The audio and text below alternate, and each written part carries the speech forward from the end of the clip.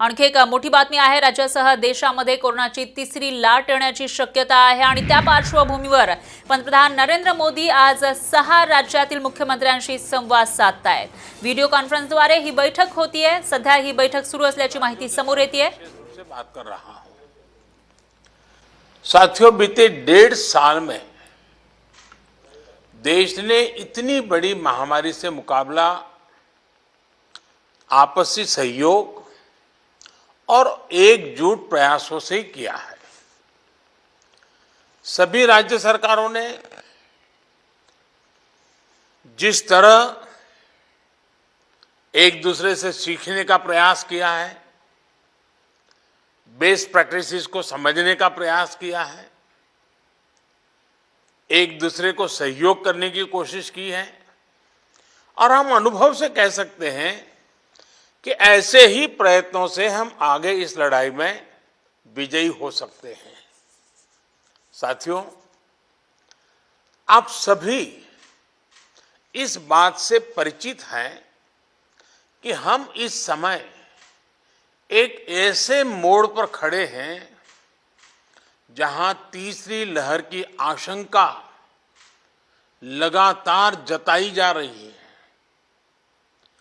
देश के अधिकांश राज्यों में केसेस की संख्या जिस तरह कम हुई थी,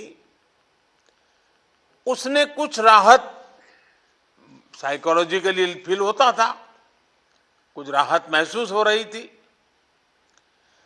विशेषज्ञ इस डाउनवर्ड ट्रेंड को देखकर उम्मीद भी कर रहे थे कि जल्द ही देश दूसरी लहर से पूरी तरह बाहर आ जाएगा। लेकिन कुछ राज्यों में केसेस की बढ़ती हुई संख्या अभी भी चिंताजनक बनी हुई है। साथियों, आज जितने राज्य, 6 राज्य आज हमारे साथ हैं, इस चर्चा में शामिल हुए हैं, पिछले हफ्ते के करीब 80% नए केसेस आप जो इन राज्यों में है उन्हीं राज्यों से आए हैं।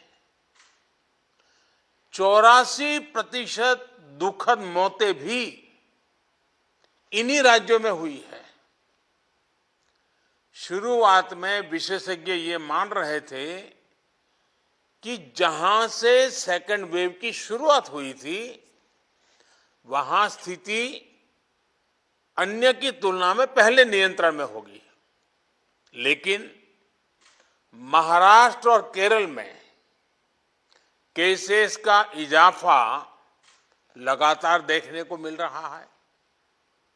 ये वाकई हम सबके लिए, देश के लिए एक गंभीर चिंता का विषय है। आप सब इससे परिचित हैं कि ऐसे ही ट्रेंड हमें सेकंड वेव के पहले जनवरी फरवरी में भी देखने को मिले थे। इसलिए आशंका स्वाभाविक रूप से बढ़ जाती है कि अगर स्थिति नियंत्रण में नहीं आई तो मुश्किल हो सकती है।